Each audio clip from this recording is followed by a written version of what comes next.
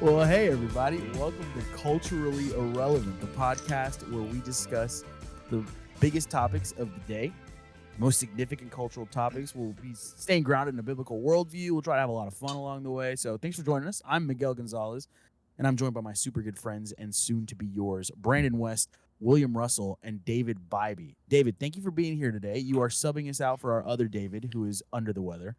You are much better looking than the original David. I don't want to say that out loud, but I mean, we don't get a lot Thank of you. I tens. also think my voice also has a deeper resonance to it as well. But I don't Yes. want to knock Dave. He's a good dude, so I appreciate him. No. But We I'm love glad to him. be We here love with him. you guys. We're glad to have you. You're out in Tennessee. What city are you in there again? Yeah, we live in Tullahoma, Tennessee. It's about an hour from Chattanooga, about 90 minutes from Nashville. So yeah, it's a sweet little town, man. It's been good to be here. We've been here for just over a year, so yeah, we're getting settled. So it's nice to be here. I love living in the South.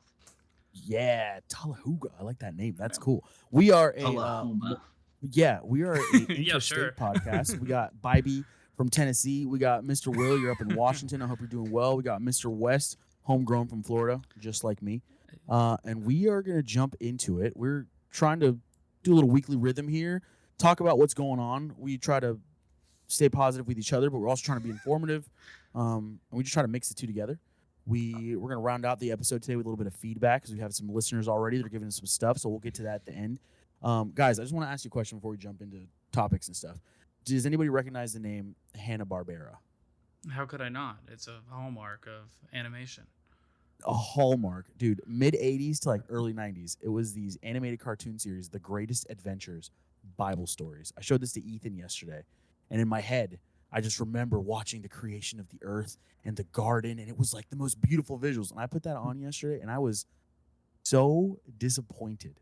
It was grade school animation. It's got to be It was older terrible. than 80s or 90s, though. That's got to be like No. 60s. 85. It was like the Really? 13 episodes from like 85 to like 93. I think the truth of it is because, in general, the Hanna-Barbera classic animation is beautiful. I just don't think they spent any money on the Bible project.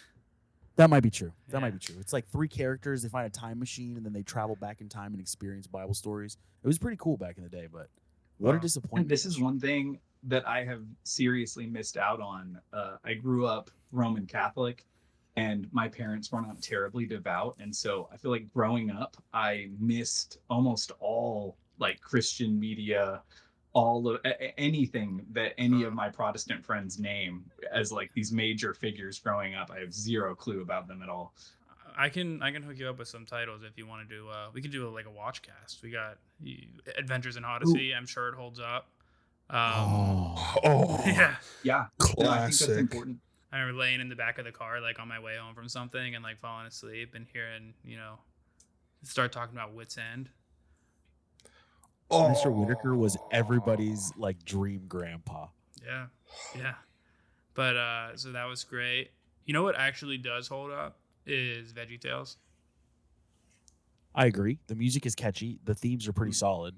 And the animation is like off the wall enough that it still works. I don't know. No, it's really bad. It's a huge bummer that Phil Vischer has become like a total lib, though. Yeah, It's a he huge has. bummer. Is that the guy that wrote it? Yeah, Yeah, he was one of the main guys. Yeah. he just running around apologizing for Christians believing the Bible. Oh, yes. We all know how much we need There's a lot of Is that he- going around. Are they still putting out new VeggieTale episodes? I'm not No, up to date on that at all. he sold to Netflix. Okay. All right. Well, that's good. Yeah, better them. Not corrupting the brand as much. Yeah. No, but the old stuff, it seriously holds up. Also, I real quick just want to apologize on behalf of Miguel to David. That was a mean comment. He shouldn't have said that. It was me. It was me. I was reaching for an opening joke. That's all. No, That's all. no. It's nothing personal. It was a funny joke, but you know how he is. Culturally Not irrelevant. hurtful. Culturally irrelevant is all about imposing someone else's irrelevance here in this chat. And this week we get to honor or curse David Wright That's exactly for right. his absence. It's just getting back to the point of it all is we're all replaceable. Nobody. That's true. David, what's that quote? What's that quote I sent you the other day? Oh shoot. I can't even remember who talked about it, but basically, Which it's David? like Which David are you talking to? there's only one. It's whoever I'm looking at right now. I'm just kidding. No, I missed the other David dearly. I Jeez. couldn't tell you. But no, it was the one where it was like, you know, the point of life is to like go out, preach the gospel, die, and be forgotten. Oh yeah. It's just like that. Mhm. It's like our point in life Preach is the gospel, die, be forgotten. Yeah, that's all we're here to do. So, you know, when one Dave's throwing up in the toilet, next Dave up. You don't want to see our backup Next Miguel, Dave up. though. That's our logo now, or that's our motto. next Next Dave up. Dave up. Next Dave up. Next Dave up. Dave, show us your watch. Oh, No watch. David Wright wins again. Come on. A victory from the ether. What if he pulled up like a Rolex and was like, oh, I got him? No, my brother got me a Fitbit for Christmas, but I'm not convinced yet. That's kind of rude. Yeah, I've tried to be. it's one of those I've tried to bummer. be a watch. It's sort of a bummer of a gift when you get it and you're just like, man, will I wear this? I'm not sure. This is kind of expensive. Hey, I I'm love making a you, good and effort, but- this is what I want to give you for Christmas. It's a device to help you be less fat. Here you go. Happy Hey. holidays. Dude, it's working. That's helpful. It's, All right, that's good. Yeah. Some workout helps with the clothes goals. too. That's just his birthday present is going to be a bunch of workout clothes. yeah. He was wearing that when he was fat, though. Already. Hey, I'm down 20 pounds even after Yeah. Christmas. No, so- no, I'm saying you just I'm always doing wear basketball shorts for your Yeah. uniform for as long as I've known you. That's true. Oh yeah. Yeah. And sandals still, even though it's Yeah. cold. And I never saw you ball once, dude. It's true. Well, I wasn't great after about ninth grade because everyone became 6'2" and I was the shortest guy at that point. Yeah. But Well, I for one don't appreciate you coming in here and just dropping your weight loss in our laps. I'm feeling pretty body shamed right now, and we're I don't throwing think around that's very fat jokes, so relevant I at all. figured it was all right. It's okay. I'm still waiting for the I have a son. I could gear to send you a kick in, Fitbit, make me go to the maybe. gym. Ooh, there we go. Yeah. Guys, let's jump Maybe into some mine roundtable for half topics. off. Half off, a used one. Let's jump off into some topics. I want to start off with some inauguration highlights. I came away really appreciating from Carrie Underwood's experience that even in the top level of broadcast, at the highest level of artistry, like things can just break down and people can stare at you and realize like, oh, you look bad right now, but it's not your fault. Things have just broken down in front of you and we'll just wait it out. Like it comforted me. Sometimes a little thing will happen on a Sunday morning and I'm just overwhelmed. And then just to watch Carrie Underwood stand awkwardly on that stage for like 5 minutes waiting. Does she start singing in the middle of a track that's going to start too late or does she wait? It was such a comfort. Like, oh, it's not just us little people. No. Everybody's life sucks. True. Yeah. No, I thought it was great. I thought the acapella turned out really beautiful. It was a special moment that, we'll always have, getting to watch. I wish Carrie. there was a little bit less of a lag, but I think in the end, the acapella was no doubt far more impressive than what it would have been actually with the music track. Yeah. And we got to see all like who didn't know the words, Oh, that's true. Yeah. You looked over, you saw like Did you see saw- Kamala Harris actually make a mistake leading the Pledge of Allegiance on the floor of the Senate the other day? I did not. What did she say? I don't know. She messed up the first line. Yeah. It was really, really something. Yeah. The one that titles what you're saying and tells you what you're saying it to. I pledge allegiance Yeah, to no, the she flag. she doesn't know. Yeah, she doesn't know. She's got major Ah, man, major it's just you know how it is. The highest levels of bureaucracy are what become politicians. It's the smartest ones. I pledge about allegiance. some- I pledge allegiance to the slag. '80s. What about some serious takeaways? Does anybody believe the narrative that it got moved inside because it was weather related, or are we all as a nation corporately or Oh, boy. collectively winking like, oh yeah, sure, the weather? No, it was cold. Well, you live there. I Was think it it's a cold? reasonable thing for them to say, but I'm sure it was just much easier to secure that area. The other thing is I think it makes it somewhat more menacing how close he was sitting to Joe Biden and Kamala Harris and just tearing into them through the entirety of the speech. So, I mean, I appreciate that he went for blood in the speech to a certain degree. Like, he hasn't forgotten he's been shot. He hasn't forgotten that these last many years have been so utterly corrupt, and he wasn't afraid to just straight up say what we already know, like, we're not going to play the games. So that actually gave me hope we might achieve something in the next 4 years, in fact. Yeah. Yeah, I thought it was exciting that he Trump's still Trump, baby. You know? Even after the winning's done, I'm still not sick of winning, so maybe there might be one a promise that he might not keep at the end of it all. Even if you were sick of winning, he would look at you and say, "I don't care. We're going to continue winning." To our mod out there, can we please put this in the conspiracy facts section, Ryan? Yes. Yes. Feed us. Yes. Feed us. This was a cold week here in Washington, D.C. It still is right now. And I for one, don't necessarily want to stand outside in wind chill of in the single digit temperatures. So it's also unsafe when you're standing out there. A lot of people forget that the totality of the inauguration, just how long an event like that is. What you see on TV, there are things that are happening 6 hours outside. Things are happening outside 6 hours before, and then there are things that are happening outside hours afterwards. And so when we can't just boil it down to a finite amount of time of when you see the president of the United States or the incoming president of the United States on TV. I mean, people would have been standing out there, would have been, if it had been outside, would have been standing out there since 7 o'clock in the morning in very unsafe weather. So I think that's what drove most of this. The unfortunate thing is we had millions of people here in our nation's capital ready to attend, and we can't fit millions of people into the Capital One arena. So, but I will say, just, I know this goes later on in our show notes when we're doing our kind of a vamp from the last episode. I just want to point out that someone does listen to Culturally Irrelevant, because what did we do? We minimized everything, just like I suggested. We moved everything indoors. So true. Basically So true. canceled the parade. Basically. Thank you, Mr. President. Yes. Thank you, Mr. Yes. President. Thank you for listening. I thought, oh man. Sounds like you kind of ruined the fun.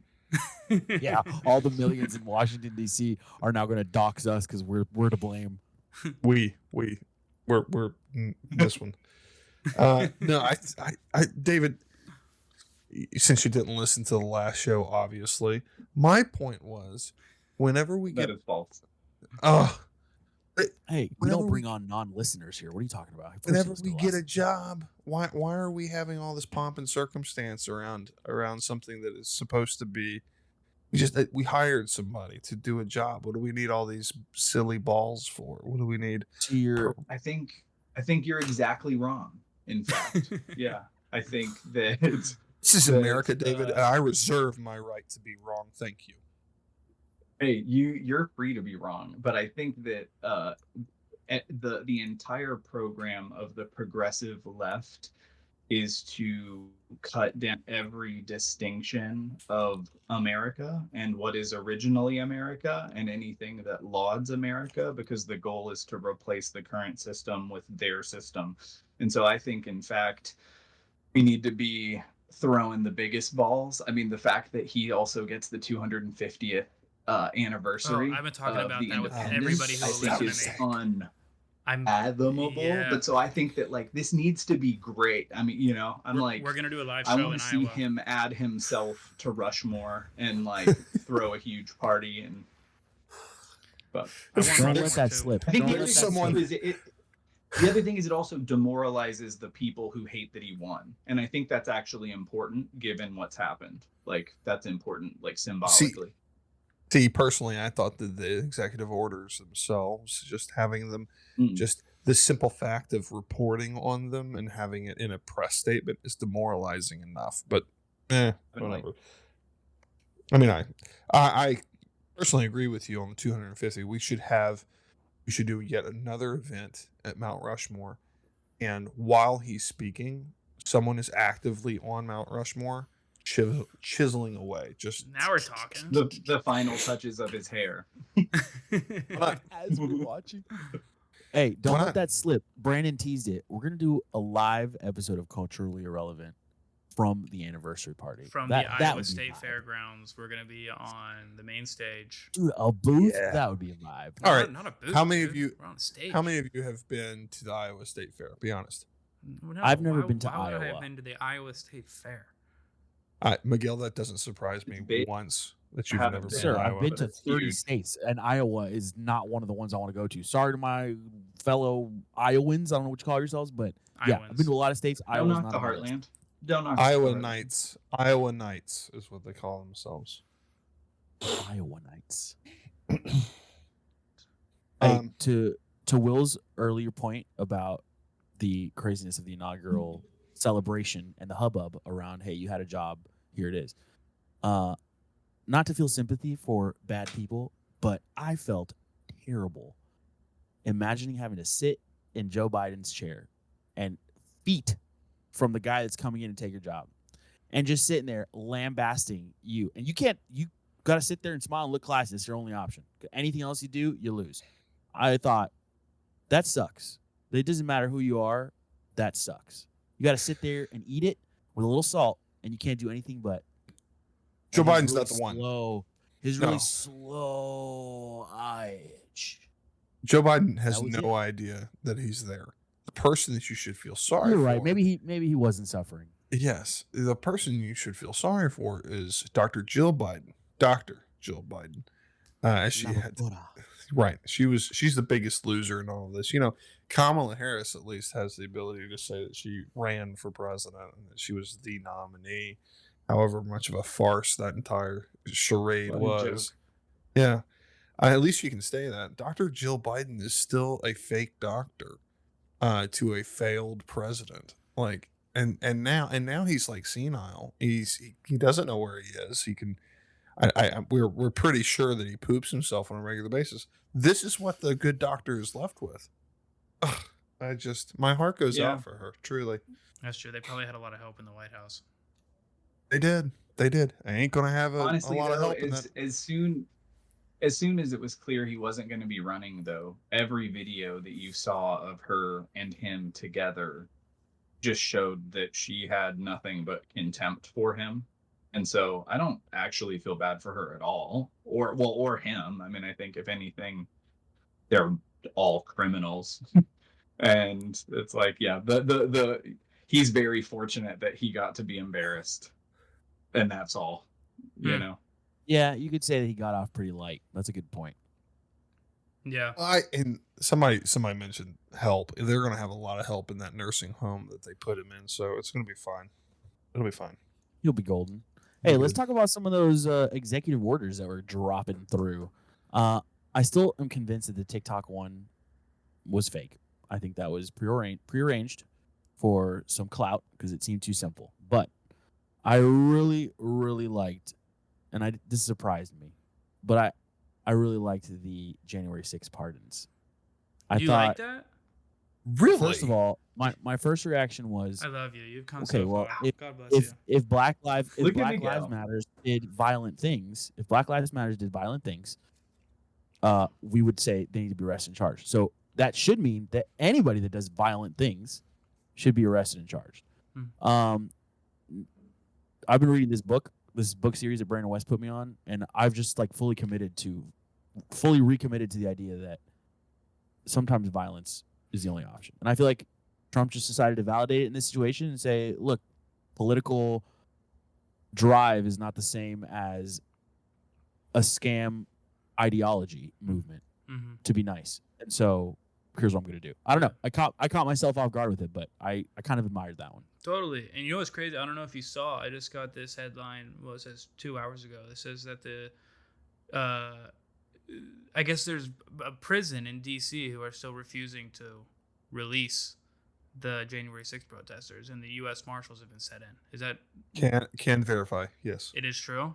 Can confirm. Yes. How crazy is it that that's where we're at now, to where they're just usurping the orders of the president and saying, no, we're going to I'm hoping that keep these people they need to start prisoner. arresting people, like straight up start arresting them. It's criminal. Well, what do Like they you think their actually have job to is? follow the law. Yeah, I mean, what are Yeah. they like trying to protect people from the people who walked into the Capitol 4 years ago? This is nuts. Well, and that's what I want to push back against what Miguel just said, because he said that this was Trump, in a sense, validating violence. But I actually think that that's part of the myth of January 6th, that some of the, especially once more of the footage was released, where you had examples of like the QAnon shaman being escorted by Capitol Hill security into the main chamber in the Capitol building, or, you know, in the Congress. And then he was put on cameras as like, oh, he led this massive violent charge. And so I think the reality is that, yeah, there was some violence for sure, but a lot of people were literally just walking through, like they weren't even crossing the velvet ropes. No. Like they're being escorted by cops. Like I think most of the people didn't actually do anything wrong in any real way. Mhm. Did you see the lectern guy got a selfie with John Fetterman at Starbucks? That was the sickest thing that I saw out of this entire weekend, was the fact that it's like the redemption arc of both John Fetterman and Podium Man. Yeah. It's just, it reached its Podium apex. It reached its apex this weekend, and I did notice that Fetterman couldn't be bothered to wear a suit to the inauguration, but he surely wears a suit when Bibi Netanyahu comes to town. Oh, is that true? Mm-hmm. I missed that. Well, let's go back to this whole idea of pardons, though. There's a couple of different things that we're talking about here. We're not, context is always important, right? So we can look at what's happening in a vacuum with the January 6 people that just got pardoned or commuted. Let's take a step back and look at the last 6 hours of the Biden administration and what Joe Biden did. Preemptive pardons across the board to a variety of people, both family members, friends, colleagues, everyone except Vindman. Vindman did not get a pardon, and his wife took to Twitter to be very upset about that. This is something we could talk about next episode. But I think that there is no more argument, right? To David's point, these people are not violent criminals. They weren't prosecuted under a violent crime. So you have a bunch of political prisoners sitting in a jail cell, while meanwhile the two-tier justice system that we're operating under here in the United States, thanks to the executive powers that Joe Biden had, just pardoned a bunch of people who most assuredly committed some sort of federal crime in their time when Joe Biden was vice president. Yeah, that was for the wild. 8 years. So you know what's funny? like, Just on that point, I got another headline here that said President Trump signs death penalty for treason within the United States government. I wonder if they caught wind of that. That's an interesting one. I reject the premise. I absolutely completely reject the premise from any Democrat that by commuting or pardoning these J6 prisoners, that there's anything wrong when we can look at the previous 6 hours, the last 6 hours of the last administration, and point to that and say, there's absolutely something wrong with this. He's allowed to do that when no one's watching and no one's paying attention. And you're going to yell at us about these people who have been sitting in prison for 4 years, who in total, they're probably, the crime that they were going to be prosecuted under and possibly convicted of doesn't carry a sentence of 4 years. It's like they would have served their time in the first 6 months, and then that was it. Right. A lot of it's Right. Solitary confinement. I mean, come on. It's disgusting. Yeah, I only read This is about that something that- recently, and that was this pretty is- garbage. It's dark, dude. I was gonna say, this is something that I think we need to be more aware of, is the fact that like the process is part of the punishment. And I think that if we don't cut down the government and its ability to just make our lives living hell, like even, oh yeah, maybe you get a pardon, or even after years and years of in court, maybe you end up being found innocent, you're exonerated, but they've still bankrupted you, they've still trashed your reputation, And I think that's one of the functions of our administrative state is they can probably get any of us at any point on something if they wanted to, right? And that in and of itself is the real danger, I think. So, I'm a and pretty holy individual. I don't know what you guys are talking about. I'm sure you read There's it. a We're book in a red called light Three today. Felonies a Day, though, that says that most Americans, unbeknownst to themselves, commit 3 felonies a day. And so I think it's just the point is like when you have so many laws, you inevitably end up making everyone a criminal, which is really convenient if they want to get you on something. Yeah. I mean, we're talking about guys in the Department of Justice that are going to be sought out by the new AG Pam Bondi, and they're going to be sought out by the new incoming FBI Director Kash Patel. We're talking about people who are willing to stoop. There's no level that's too low for these people, and I experienced this personally myself, and to a lot of the viewers who are listening now. This show very new, obviously, and you don't really know all the four of us and our guest host. Yeah, but the only one that we've been itching to give background on is you. So please open that gate up, baby. Okay, okay. I mean, so I got to personally experience kind of the lawfare in my previous couple of years when I was working for the president in his personal capacity after the White House. Down in Florida, and I every time that I had an engagement, every time I had an encounter with a federal officer of any sort, and every time I had to testify, and every time I walked in, and because you walk into a grand jury room and you say what you answer questions that are asked of you, and it never failed. I always walked out feeling like I messed up somewhere along the way, like you just unintentionally. Right? You don't know what they know, and so if I misremember something, boom, they can catch you on it. And it's on purpose, right? They're creating that environment for you on purpose. Yeah. There's Setting an traps. entire there's an entire story that I will tell in my book whenever I write it, Miguel. That I was subject to that same thing. I was subject to that same experience of like a group of prosecutors trying to catch me in a lie that I wasn't intentionally telling. I wasn't telling a lie at all. Actually, they were just spinning what they saw as the truth. And at the end of the day, the only person they have to convince in this entire process is a judge. So it's like their word versus mine, and it's dependent on the judge who's overseeing all of this.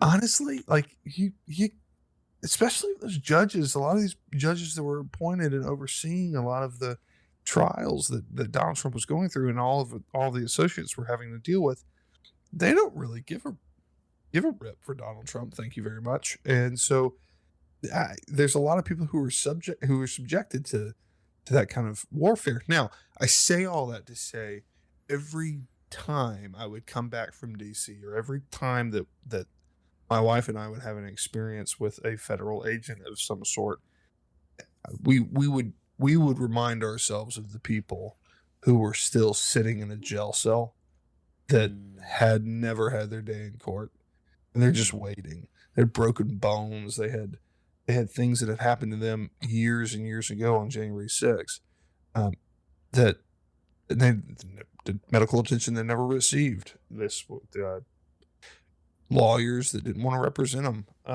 There were a lot of people. And for what? Because I can tell you right now, I'm not going to seek out an event like that. But if I went to the inauguration or I went to DC and something wild happened, I see a bunch of people walking into the Capitol, I might follow. I might not do that correctly, but I might end up in the crowd, and then suddenly you're being treated like a traitor. You're being treated like someone who's guilty of treason, and you've never even stood up in front of somebody to talk about it.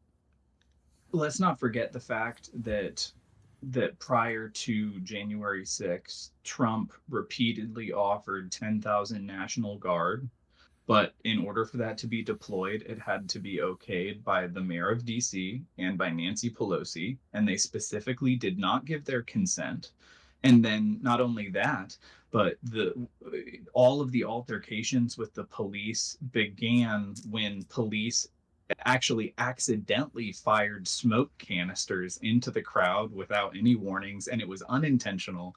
I mean, it's like you have so many Oops. elements where like they open the doors, they let people in. Like I think and not only Pelosi had camera crews that were there. Like I think what we actually witnessed was the intentional facilitation of entrapment on a mass scale in order to be able to say that Donald Trump is an insurrectionist and everyone who supports him is a radical and an enemy to the Constitution, an enemy to democracy, which of course we're a freaking republic.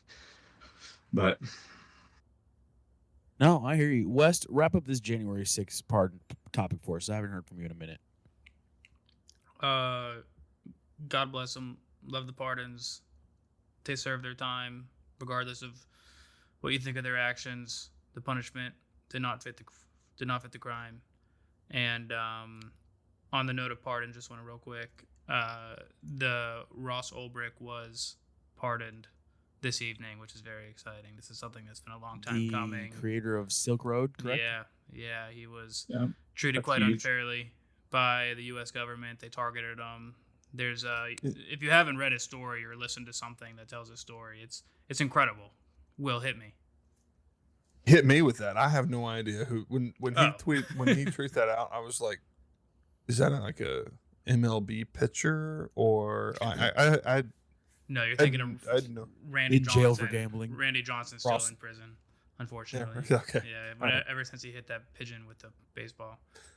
But What's the story? Give me the TLDR. the quick version is Ross Ulbricht was the creator of the Silk Road, which was imagine Amazon but for illegal goods mostly, where people were selling illegal drugs online, and all he did was he set up a marketplace on the dark web and allowed the facilitation of people to sell whatever they wanted to sell.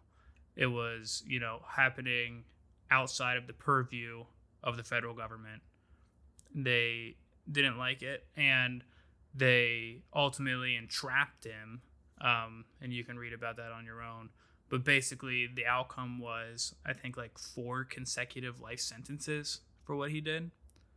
Again, punishment. So he was an accessory to all these crimes of buying illegal stuff.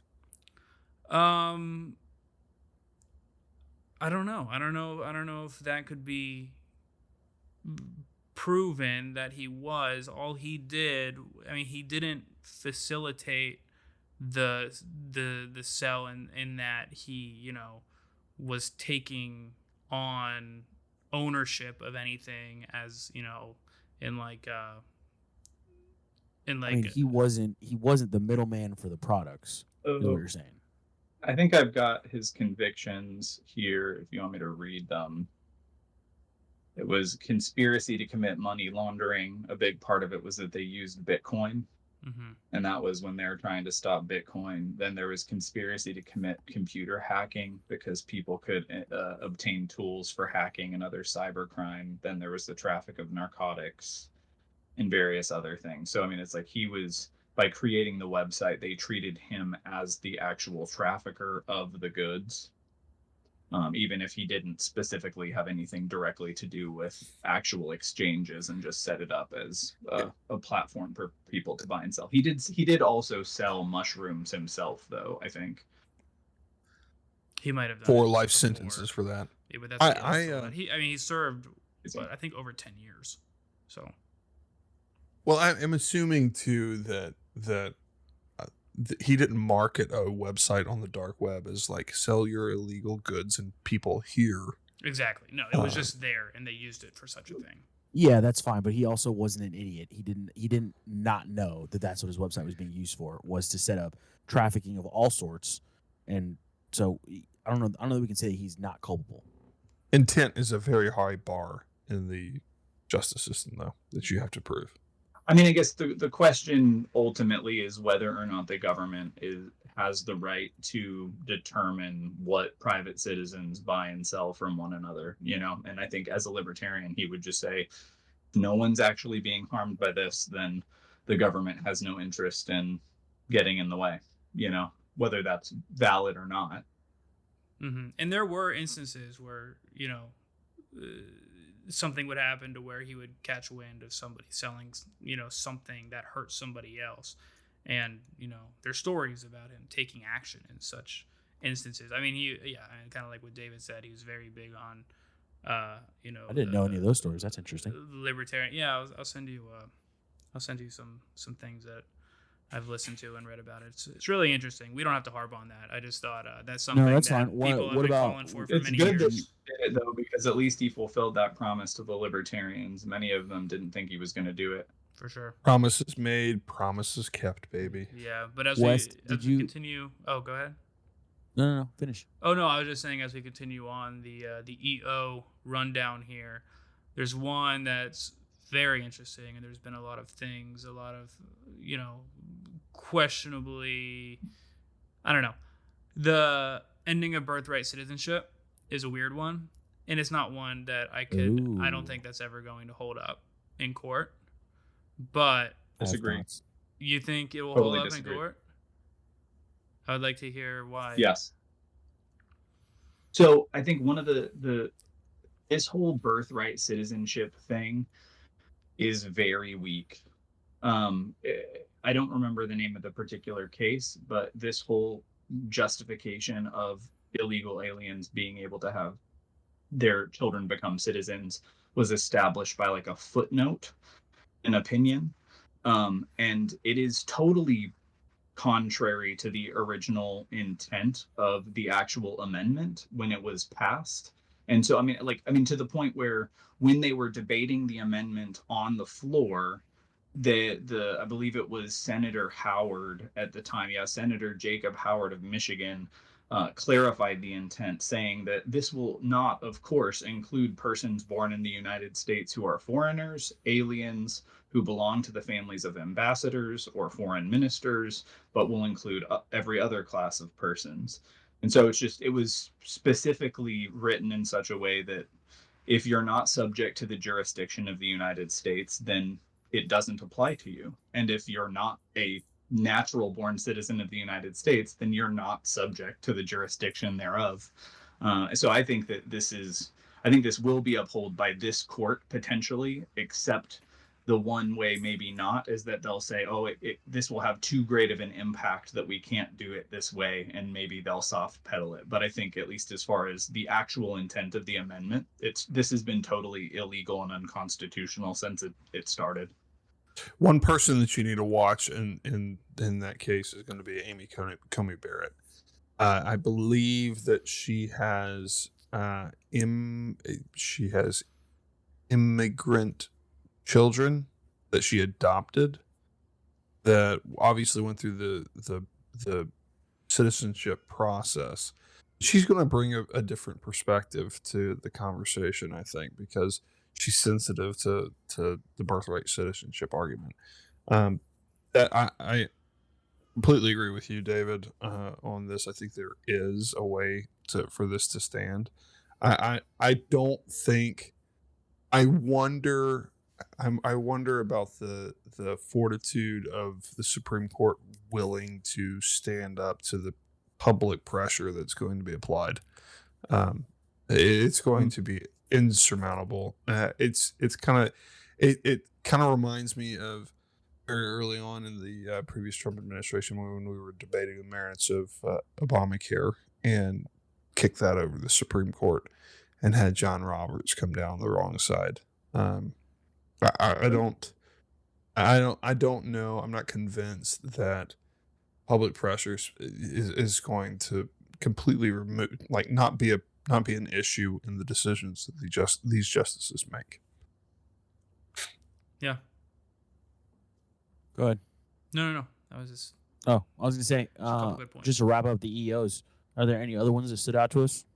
I really thought the name changing stuff was kind of dumb. If I'm being totally honest, It felt like you're gonna come in with these heavy hitting topics, and then you're gonna do things like change Gulf of America. Like, That's awesome. everybody looks at that and thinks it's stupid. Something about the Gulf of America, which maybe, Will, you might be able to confirm this, but I'd actually heard that part of this was strategic and related to the fact that the Biden administration specifically has limited uh, gas and oil drilling the Gulf of Mexico, and that changing the name may in fact provide some manner of a legal loophole to enable certain things. So I mean, yeah. I mean, if On it's the other hand, strategic like that, even if it's I'll just rescind my symbolic, criticism. I'm all about the symbolic wins either way. Like, get Panama, get Greenland, like take it all, like done. I saw that Canada. it was already in a memo that was sent out. No, by, Canada needs to stay. DeSantis. Canada needs to stay. That would be disastrous for us. Stay away, Canada. What about Their this little- conservatives are liberal. Yes, that's true. One point that before we get off the EO topics, that I want our viewers to remember, and listeners too? yes, and listeners too, both viewers and listeners. The one thing that I'm watching in this new Trump administration is how they go about from the legislative process getting anything accomplished. It is fabulous that we can sit here and we can sign 1,000 EOs, 1,000,000 EOs on day one. They all go away after 4 years, depending on who the next president's going to be, right? So, and by the numbers, and this is not an indictment on Donald Trump or the Republican Party or anybody like that, or anything like that. It's just by the numbers.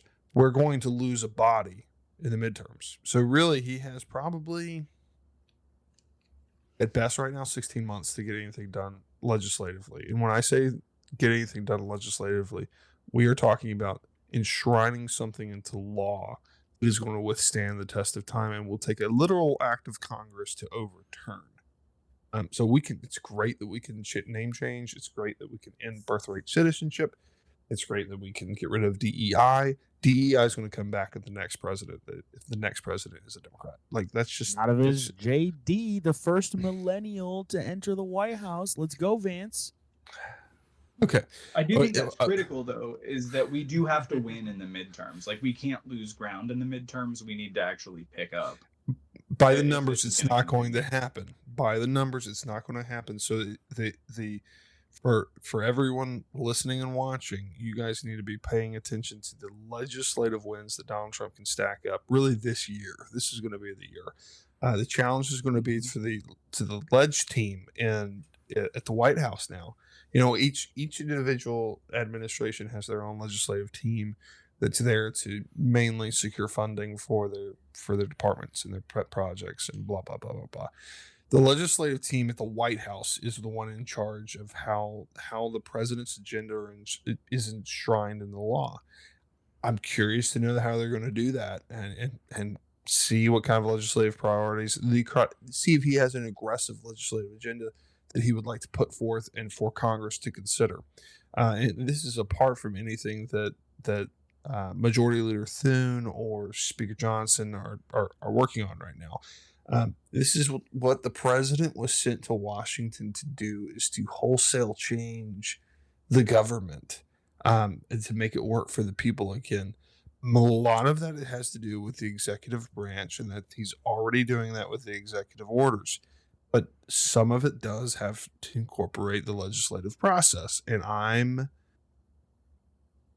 interested to see how they handle that. And that's something that we should all be paying attention to. And because if we remember back in 2017, the only thing that the Republicans in Congress were able to effectively do is pass tax cuts, and that's something that only the rhinos and the moderates in both chambers, both the House and the Senate, were interested in doing. Apart from that, they weren't interested in repealing Obamacare. They weren't interested in securing the border wall.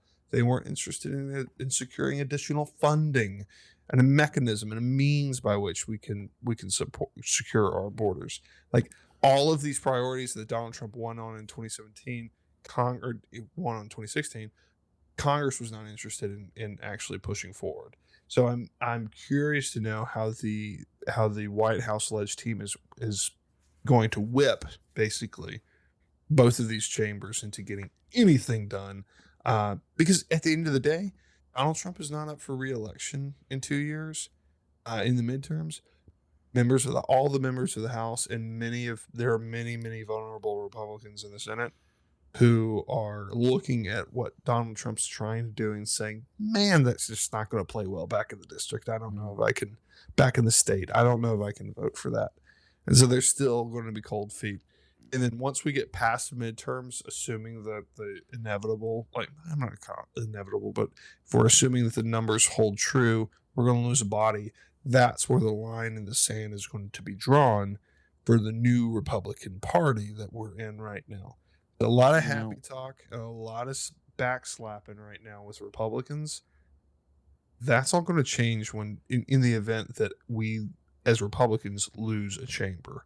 Then we're going to see that's an important highlight. Don't black because pill, I think though, Will. No what? Don't black pill.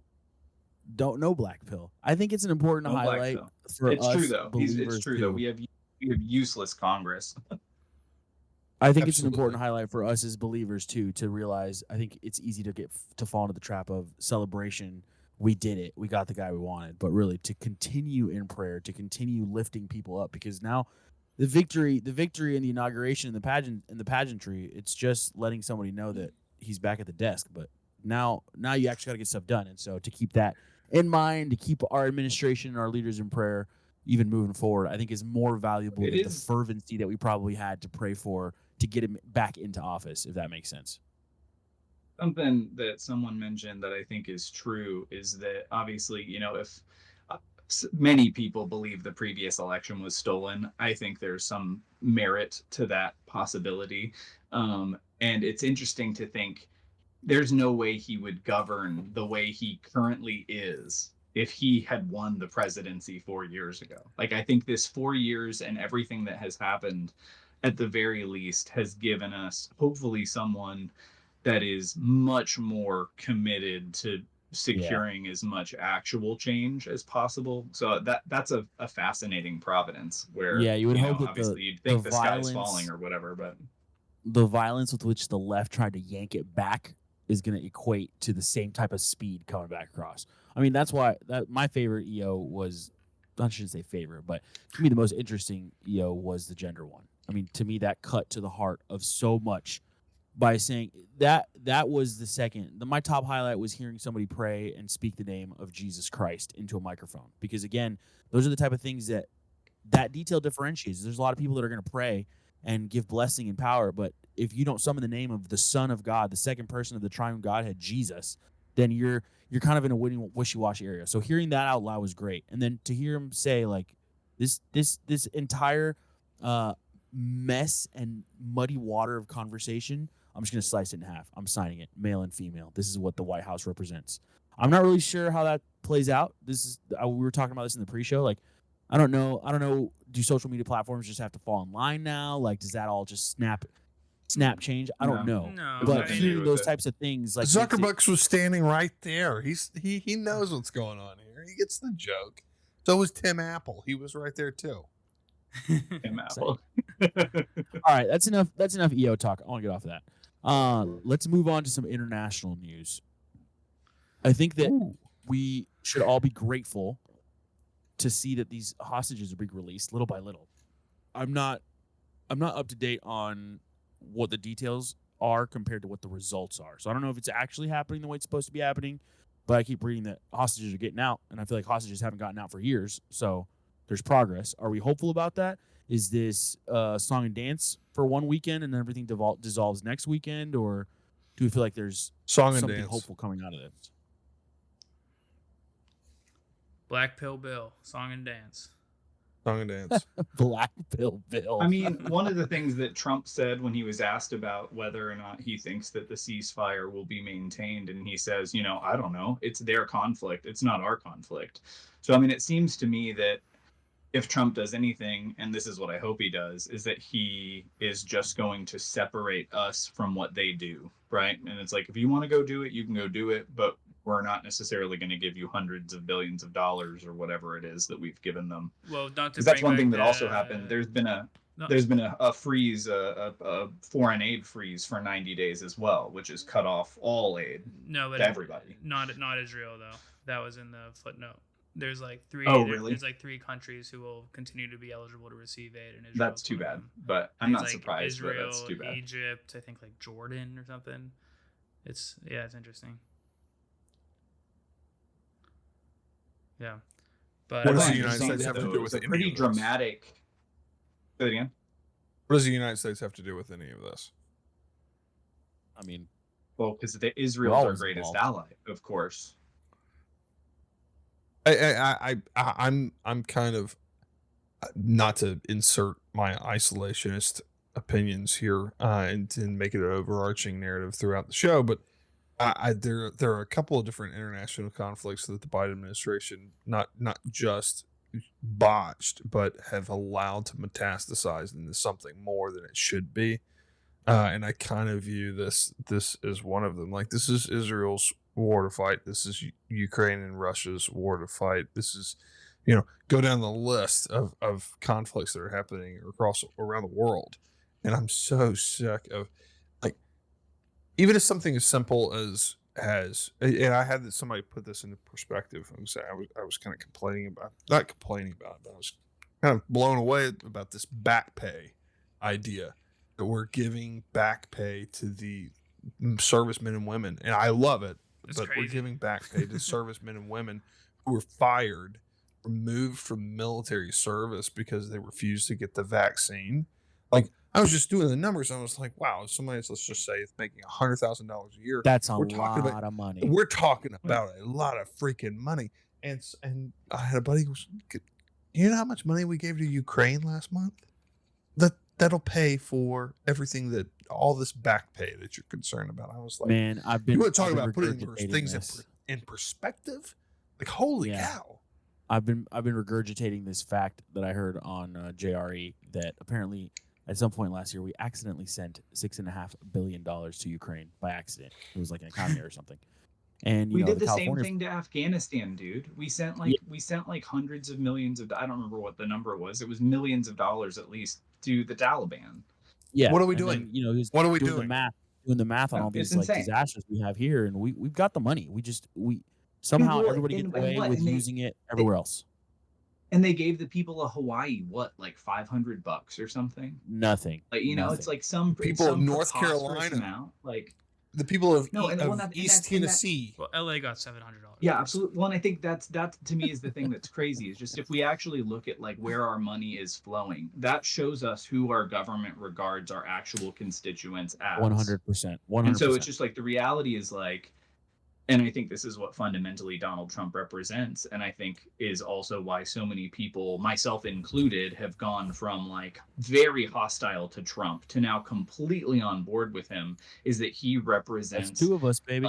a turn in the system away from servicing everyone except for the actual constituents who pay for literally everything. Right. And so it's like, I don't even love the idea of the government handing out all kinds of aid generally domestically either. I'm not big on all kinds of aid. But if you're going to spend billions of dollars giving people money to help them, that should fundamentally go to natural born citizens of our country, period. And it's unjust otherwise, because we don't exist and you don't work, and you're like, the government is taking money from you, and that doesn't belong to anyone who doesn't rightly belong here at all. So let me take this moment to absolutely just rag on my home state's senior senator out of Mississippi, Roger Wicker, who during the Pete Hegseth conversation, or the Pete Hegseth confirmation conversation we had last episode, Pete Hegseth sitting there at the dais, and Roger Wicker, who's the chairman of the committee, is sitting there with a silly Ukraine flag on his lapel. And I'm like, bro, Chacho, this is not, like, it just shows you how woefully out of touch a lot of these guys are. They're out here wearing the Ukraine flag pin during the confirmation of our incoming, soon to be, Secretary of Defense. Like, who are you? Are you confirming the Secretary of Defense for Ukraine or for the United States? Like, it's just absolutely insane. It's a Like, shocking whose side are you display. fighting for here? Yeah. No serious country would accept these kinds of overt displays of loyalty to all sorts of other countries. Dual citizenship. I mean, we have one congressman who actually served in the Israeli military, right? So I'm just like, what are we like? Are we actually a country? Are we interested in like Or are we primarily just a having trading people that post? are most concerned about us, or is it just, well, what are we doing? You know? On the topic of Ukraine, I was reading some Reuters article the other day that apparently, day before the inauguration, uh, Putin came out talking about how they're excited and ready to talk.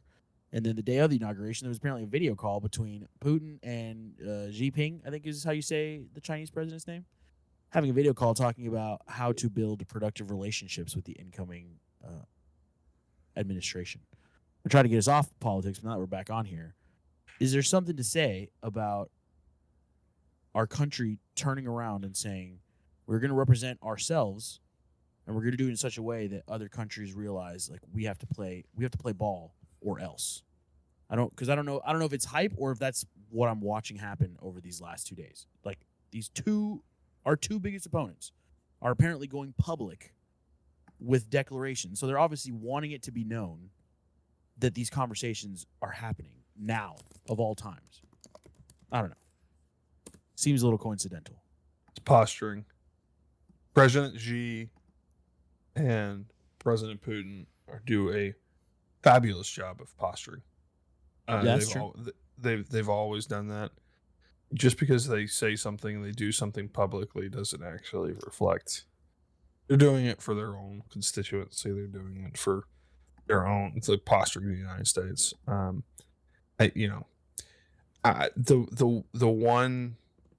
of the biggest problems that we're gonna have to fight through. The Trump administration is going to have to fight through is cutting to the heart, cutting to the real issue of all of these conflicts, and trying to figure out what's true and what's false. And I can speak with experience with both of these countries through the diplomatic process, just how flagrantly um, flagrantly how they will flagrantly misrepresent the truth and flagrantly misrepresent their intentions just to move the ball forward, right? And so I think that's what we're seeing with this kind of posturing. Is they're just doing this just to do it. But that's my own, it's my own opinion. Like it's just from my experience. I have a hard time trusting it. I have a hard time trusting anybody who has interests that are counter to the United States, that are counter to we don't have shared goals, Russia, China, and the United States. Right. So, Well, to your point, though, I think what you said, though, Miguel, is I do think that Donald Trump is a decidedly different person that has to be contended with in a way that is not at all represented by Joe Biden, or I think really any one of the last maybe decade or more of probably 2 decades of presidential politics. And I think that we certainly don't have the same goals. I think you're right on that, Will. But I think with Trump being there, I'm just thinking of how does the Biden administration characterize this war in Russia and Ukraine? It's that Vladimir Putin is trying to rebuild the Russian empire, and he's going to start invading Poland and all these other things. And it's like, I think Trump actually looks at it realistically, which is that NATO was getting very belligerent and that Russia acted in its own self-defense. And that while this is a terrible thing to occur, it wasn't just that Vladimir Putin is Hitler, because it's like that's the only frame that they have for seemingly anything, is that they just have to make him into some utter psychopath. And I think in reality it's like Trump is going to be much more, I think, realistic with what has come before, and that could hopefully achieve a more harmonious future moving forward. But Yeah, I to agree with what that. degree, I who was knows? pretty wishy washy with the whole Ukraine and Russia thing until my dad was like, "Dude, imagine China just decides to put a naval base or an air force base in Mexico. What do you think we're gonna do?" And I'd be like, you better send the Right. military over there and kick China out. That's what you better do. And it was like, oh, that's what's happening over there. All right, you're stepping on somebody's backyard. Somebody's saying, well, hold on a second. I'm not gonna Not be only bullied that, in by we by the whole neighborhood. we oversaw a coup in Ukraine under Obama. So it's like not only that, it's like we've totally destabilized that region. And then we had also promised that we were never going to add Ukraine to NATO. It was a guarantee that we had made decades ago. And so, we've actually been the party. NATO has been the party that has really gone against most of the things that we've said that we have done. And finally, Russia's said, well, we can't let it come to our border, exactly like you said. Right. I am officially maxed out on politics. I want to talk about some listener corrections. Last episode we had a couple doozies. Correction. I'm hoping West. Sorry, you're There's leaving our me sounder. West, I hope that you can walk us through a couple of the things that we can fix for our faithful sycophants to make Yeah. sure that they know that we're always on the up and up here. We are factually correct. We fact check others and we fact check ourselves, or we let other people do that work for us, and then we make content out of it. It's true. We're not afraid to be wrong on this show, and we all, we want to grow. We want to be better. We want to learn from our mistakes. Mistake number 1. Speak for yourself. Yeah, these are the thoughts and opinions of my own. They do not represent cultural. Thank you. 2 miles in 22 minutes might actually be harder than we think. And we were pretty I think I started that. I was very dogmatic about like, oh, please, 2 miles. Go outside right now and do it. I was too. But yeah, from what I understand now, I had a seasoned runner who he's done marathons and everything that is less cool than a marathon multiple times. And he's told me that if he's just, in casual shape where he's not really training for anything, he said he would struggle to hit 2 miles in 22 minutes. So, And that's pretty impressive of a statement. I would have thought that was not the case at all. right, he said to hit that kind of time, it actually takes some intentionality in terms of the training. So, so we're sorry, everybody. Look into the camera. I don't for agree. this part. I just don't David, agree with that. you weren't here, so you don't have to I'm look so into the camera. sorry to all but the- everybody. I know. Looking into the camera. That's nonsense. We apologize. It does We're feel like 22 minutes is sorry. way more than enough time to run 2 miles, Can- doesn't it, Bobby? I keep. Plenty. It feels like Can plenty, you, but apparently it's not. Can you name Oh, it drop is. the? Can you name drop the poor soul who came to you and was like, you know what? Out of that entire hour that you guys spoke on camera, this is where you're wrong. Who was that person? He's That wasn't the only place that we were one of wrong my- one of either. my That best was just friends. the most vulnerable. one of my best friends, Chris. Chris, I hope you're listening, and I hope we humbly come to you and apologize for speaking on an issue about which Sorry, Chris. we don't know. We Shout out, obviously have Chris. not run in many years. So, I feel like the other correction was a Correction. little worse because we spent the entire episode correction number 2. talking about that. Correction number 2, and everybody's been beating down my door trying to get this information to me, and it's information. This is actually, in this instance, I'm not going to apologize to you because I was actually the only right one in a sea of Wah, wah, wah, wah, violent, wah. Yeah, it is That's all, folks, for culturally what I had to this go week through. before. This kind of persecution on this show that It was I persecution. worked so It was hard persecution. to lift up, and I just was degraded. I said catch 22, and I did not say catch 182. Everybody's been texting me being like, why have they treated you so disrespectfully? You obviously didn't say that. And, now look at what happened. David is at home throwing up into the toilet, horrible fever. This is The what ball happens. never lies. This is what happens whenever you try to tell untruths on this platform, and spread this kind of disinformation. What happened was disgusting. It was hurtful, and all we can do now is pray that it never happens again. Never again. We all apologize on behalf of David Wright to Brandon West for our misguided hammering of him. Thank you.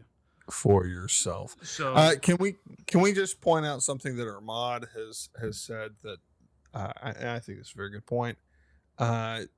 the 2 miles in 22 minutes is less about physical stamina. It's more about mental fortitude, and I agree with that. Which I feel like that the vast majority of Wait, of Will, training. keep talking about this. I need to run upstairs for 2 seconds. Filibuster, Will. Talk to us more about running. Oh, well, he was serious, wasn't he? Okay. No, I He think was. yeah. Okay. Bye, Brandon. He still has. Let's. He's not here, so when he comes back, I'll act like we've been talking about 2 miles This- and 22 minutes. This is our chance, though. This is our chance. He still has this Christmas stuff up. That's such a psychopath move. What is it? What's up Hey, with the you know- garland? What? I definitely still have Garland up. No. Dude, absolutely. David Bibee outed himself because I was about to out somebody else. I have another good friend in our No, friend group. absolutely. They got everything. But it's laid been out more. for It's Christmas. more a function of we have a newborn, and it's like it's pretty. I was- Whatever. She likes the lights. The newborn is a good excuse. I He was likes also the going to lights. say, David, you live in Tennessee now, so it's socially acceptable to have Christmas decor up all year round, like lights Absolutely and not. That will lights. not be Yes, tolerated. lights in the front yard. Yeah. Hanging off the car, the car that's stationary in Hey, the front yard. I love the South generally, so God I- bless them. Brother, you're bless. talking. You're It's the talking. greatest, Yes. I love without my any great doubt. state Yeah, of best place I've Mississippi. ever lived, hands down. Yeah, hands down. Yes. Tennessee is where I learned to ski in the voluptuous mountains and exquisite ski resorts of Gatlinburg, the finest I snowmaking am trying to machines ski. this So- side of the Mississippi. Okay, So So I think that's what the vast majority of training in the military is all about, is because of the it's the mental capacity that one person has. Let We me de- push Will, back that on was this Will, that was incredible. with Did he say What- something cool? the fact. What? Will has just been vamping for the last 3 minutes on incredible running stuff. It was magical. I leave for 2 minutes and he finally says something worth hearing. I had no idea you were part of this podcast today. It's good to have you here. You're just going You over could my have head. stayed gone, and we would have just been just fine. I'm the without you. audience surrogate. Okay. Well, so did I miss something? Were we circle- still talking about something? No. We Alright. talked about the fact that you still have Christmas decorations up, though. I do still have Christmas decorations. Everything is pretty much gone except for that at this point. But Just the garland on the wall. That's not bad. Such an odd thing to keep up, but okay. It's really high. It's high up. Yeah. You Yeah, are that- well, pretty short, so it's that not makes like a sense. quick. the boom, boom. plane Sure. is circling the airport. It's waiting Yeah. for its vectors to land. Do we have time for a fun let's- thing, or are let's- we gonna save that for next I time? think we need to do something fun. I do too.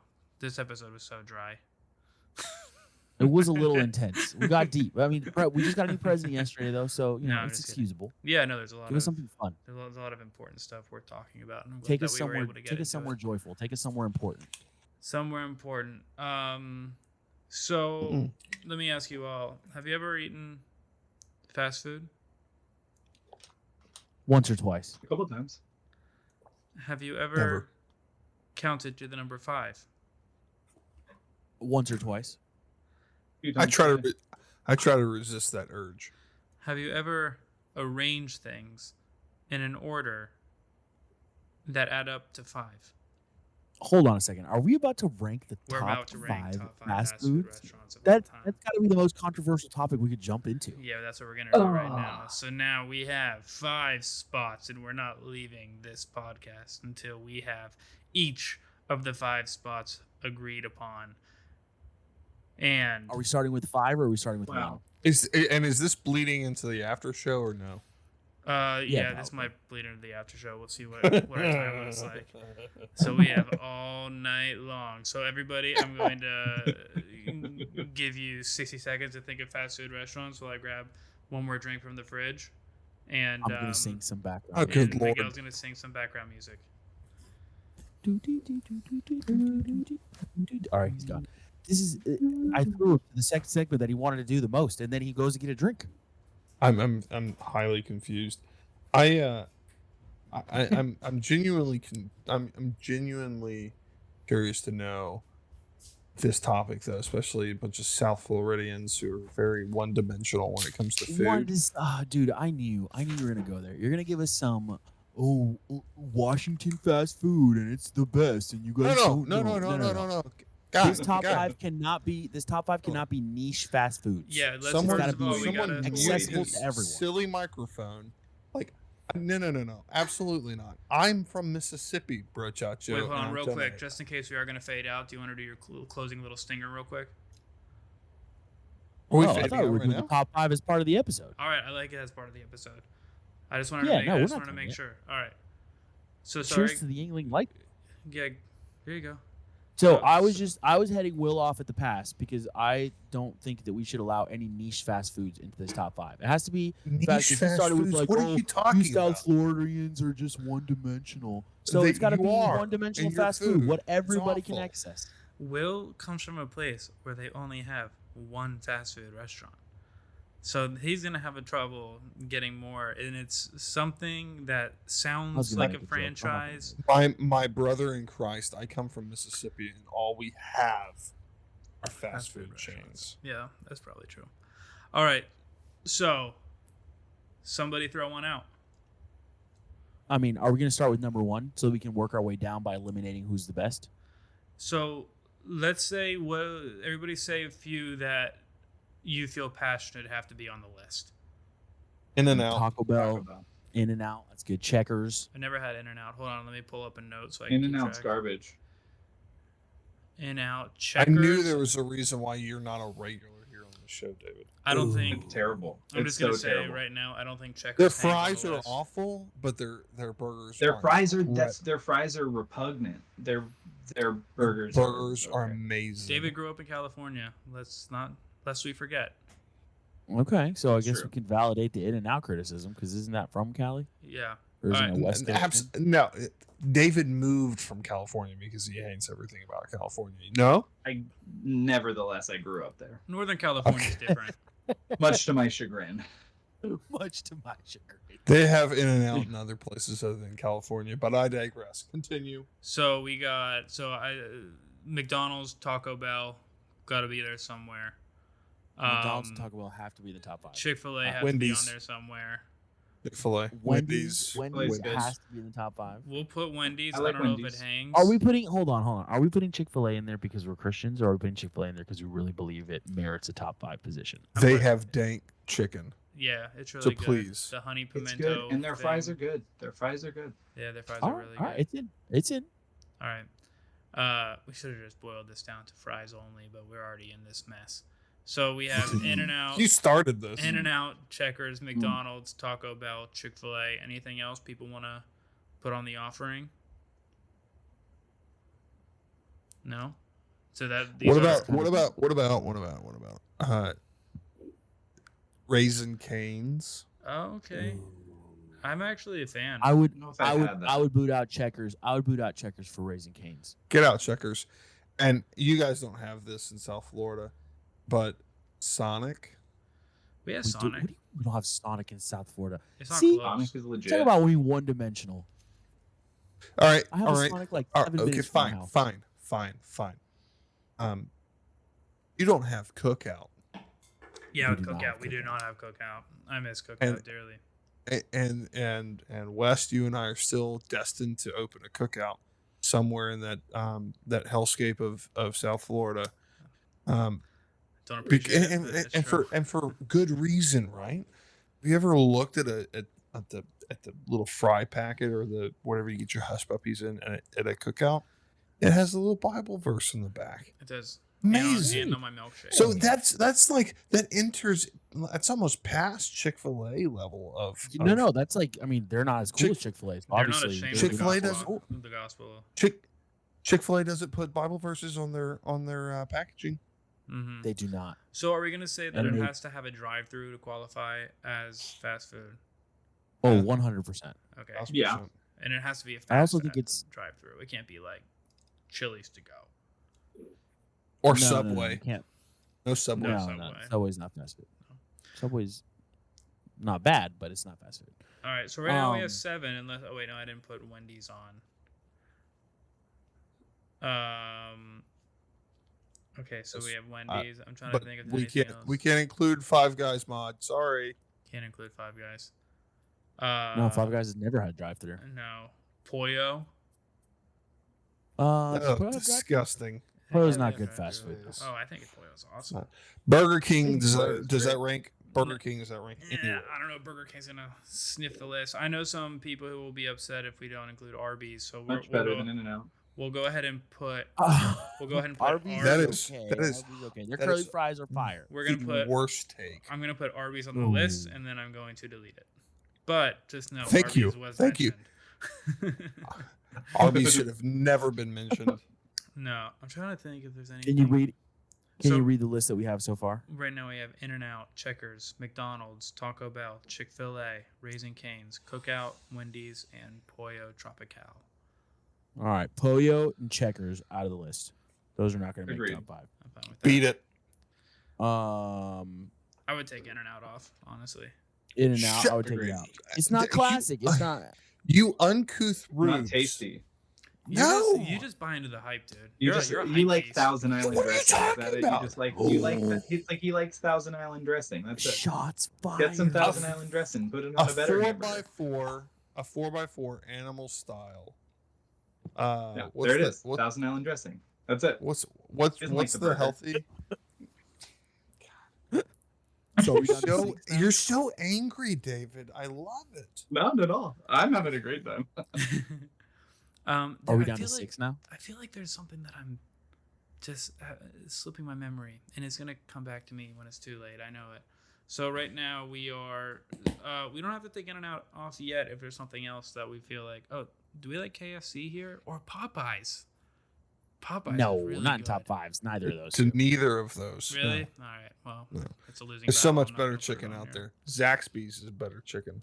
Zaxby's is good. Good. Zaxby's fast food though. Yeah, it is. Yeah, it's got drive-through. Yeah, for sure. Okay, so we have In-N-Out, McDonald's, Taco Bell, Chick-fil-A, Raising Cane's, Cookout, Wendy's, 4, 6, 7. We got to take out 2 to get to a top 5. So I think Wendy's. I don't think that hangs on this list. Oh. Man, You think What? Wendy's? There's Good? two. All right, we I'm can- sorry. I'm sorry. Okay. We can come those back. baconators are pretty fire. We can come back. Is In-N-Out gonna hang on this list? Yes. Yes. Make Brandon, one. what do you think about In-N-Out, dude? I've never had it, so I can't speak to it. Oh, there you go. It's 3-1. Oh. In and out's out. No, well, I want to give Will one Sorry, Will. chance. Will, make your closing defense. One more. When I was on my journey, my health journey. So when I came back from China, I was 290, and I looked at myself and said a lot. I looked at myself in the mirror and said a lot of nasty words at myself, and went on a journey and lost 70 pounds. I was down to 220. Part of that is because and that experience, I went out did a lot of trips on the West Coast, had a lot of In-N-Out, and because I could get it animal style, and I don't remember what the vegetarian. David, do you remember Well, what's the the two people you're making your defense to both left while you started making it. I already decided In and Out cannot be top 5. Wow, After you're the not names even. listed, You're there's not even no gonna. way. You're not even gonna listen to his defense. No, I've never felt so. I'm treating him like a January 6th protester. To jail with you. In and Out's out. Sorry, Will. Will and out. This can't this speak for entire yourself, thing. you This can't give a entire thing defense. is a Nope. sham. It's an entire farce. It's an entire farce. All right. Continue on. Sorry, Bill. We're down to 6 now. McDonald's, Taco Bell, Chick-fil-A, Raising Cane's, Cookout, and Wendy's. There's no way Wendy's makes this list. Wendy's has got to go now. Wendy's has to go at 6. You guys The thing like is, I've never had McDonald's? Raising Cane's, so I can't vote Ah, in favor Have of you- Raising David. Cane's, have you and I had- like Wendy's a lot. David. Have you had Zaxby's? I like I Wendy's would. a lot I guess too. my thing is, I would never choose to go to any chicken place at any point except for Chick-fil-A if I want their fries. Have you had Zaxby's? So that would be my thing. Is like I just never. I don't think I've had Spoken Zaxby's. So like we a can't- true red-blooded meat-eating American. Like I Chicken? like I don't red think meat, so. man. I don't. So we care that can't much rank about a top chicken. 5. We can't rank the top 5 based on the chicken. So Raising Cane's has got also got to go. Or not also. Raising Cane's has to go. No, that's crazy. But go. It's. I mean, what are we I mean, ranking I don't know. here? Will just Like, took a major L on In-N-Out. Are we gonna give him one with Raising Cane's, or are we gonna? I mean, are we Again, passionate about this is Wendy's? This is stolen, fair. rigged. This is stolen and I'm- rigged. I'm so fi- I don't really anything that happens from this point forward. Uh-huh. Wash your hands. I think the truth of it is we know that Raising Cane's or Wendy's is going to take the 5 spot. So do we want one? Is it Fair. important that we have one represented in this list? Who is more likely to give us an ad deal someday? Probably Raising Cane's. Probably. All right, so we probably want them on the list. Oh. Also, Raising Cane's at 5. Good call. Raising Cane's at 5. All right. We could also, I mean, Taco Bell, you could say is its own category because out of all of these places, Taco Bell is the one that has the most unique menu. And so you can almost say like That's a Taco What are the Bell- Taco good qualifiers? thing. We've spilled into the post show at this point. What kind of qualifiers do you want to put around a top 5 list? This is why you can't rank things. No, this is why you have to rank things. The people have to know. Cane's at Next, 5. All right, Raising Cane's at 5. So now we have McDonald's, Taco Bell, Chick-fil-A, and Cookout. I would like probably. Never had Cookout. It's I think I had just Cookout once. imagine a place that sells cheeseburgers and also quesadillas with cheer wine. with cheer wine, Ooh, Ooh. like cheer Oh yeah, okay. I'm And, pro cheer one. banana pudding I'm in favor of milkshake. Cookout on that. Yeah. I could put Cookout Cookout at before. 4. Cookout, they have like Cajun seasoning that you can put on the fries. I think we all just made the mental decision that we got to finish this list ASAP too. I don't know where you're at. I'm really upset about this because of all of the things that we've said in this entire lost part, Will. of all of the things that controversial But things. we're that at we've we're said at, in this we're at number podcast, 3 now. Wait, what's number 4? Cookout. Okay. Okay, so that means okay, so then I would say Chick-fil-A is number 3. Easy. Does anybody have a problem with that? So now we're on If McDonald's. not if that McDonald's and Taco Bell, and I think That's disgusting. I think 1, 2. This is so off-putting. What this is? sounds like the perfect top 5 list to me I right think now. This I sounds really I mean, like horrible. putting Taco Bell at 2 and McDonald's at 1, and that's it. That's we've insane. solved it for all of humanity. Well, This is insane. where did we go wrong? The fact that your top 2 are the top 2 places that give people diarrhea the most. Like, McDonald's has what- never. I've Once never given once somebody had diarrhea. that. Never in my life. No. Yeah.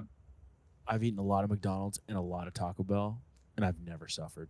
So it might be weakness Weak leaving your body. constitution. I Yeah, don't- you I don't- can't yeah, handle I it, don't dude. That's not call our you fault. out, but Did I say I have diarrhea? I think eating oh, eating a Whose bacon diarrhea are you cheeseburger monitoring? should frankly be a test for citizenship. If you can't eat a Yeah, bacon if you can't eat- cheeseburger, you can't be an American citizen. Does a you can't eat cheeseburger it. have to be from McDonald's?